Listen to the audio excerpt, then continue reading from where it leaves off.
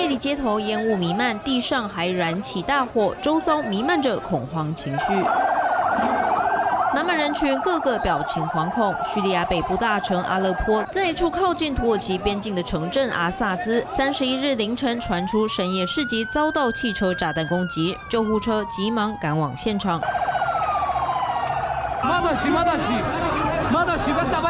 正逢穆斯林迎接下个月开斋节，当时有大批民众为了准备粮食衣物前往市场购物，汽车炸弹引爆，造成多人死伤。根据当地民间救援组织白盔队表示，包含2名儿童也不幸身亡。